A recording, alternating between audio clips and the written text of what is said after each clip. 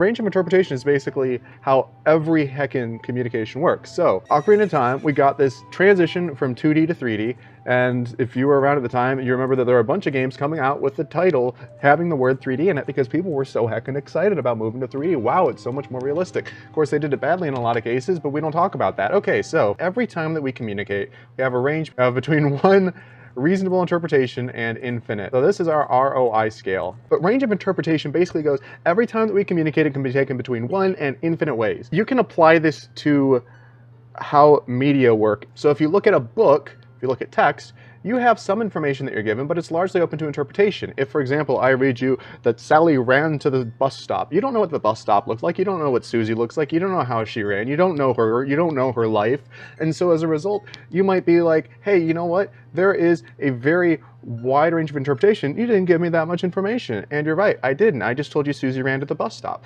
So that is a very high range of interpretation. There are a lot of reasonable interpretations because I didn't give you enough information to interpret more. That's not bad.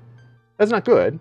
I mean, every medium has its own strengths and weaknesses, and everywhere along the scale of range of interpretation can be good or bad. It's all different things.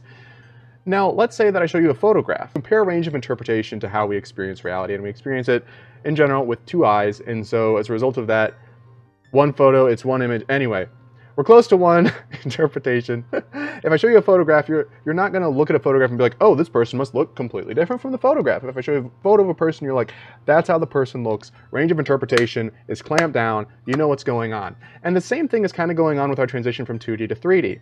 Now, if you even want to go further back, beginning of computer games, beginning of video games to now. Beginning of video games, computer games, it was like all text adventures where you would type in, you know, take E-Flash, you cannot get E-Flash. And so that was basically range of interpretation being like all the way over heckin' here. And when it's all the way over heckin' here, you have a lot of heckin' interpretations. You start with text where it's like, you could interpret this so many different ways reasonably. Now there's reasonable, it's range of interpretation reasonably. But then we ended up moving to 2D graphics, which is a bit closer to what we want the audience to imagine. Like when you're playing an NES game, what you've got is that instead of it being text, get E-Flask, you cannot get E-Flask. Instead, you see a flask, you see that there is a cage around the flask, and you say, I cannot get the flask because there's a cage around the flask. And you have comprehension based on range of interpretation being closed, you know what's going on, and so this can be a powerful tool as a result of that. There's benefit of openness of interpretation, but we're not going to get into that probably quite yet. So then we end up going further over, and now we're like in 3D world. So here, I'm gonna actually just denote this. This is text, 2D, bad 3D. I don't mean it's actually bad, but just low graphics. I shouldn't call it bad, actually. I'm calling it bad. You end up closing the gap because before with 2D, we didn't necessarily get as much information.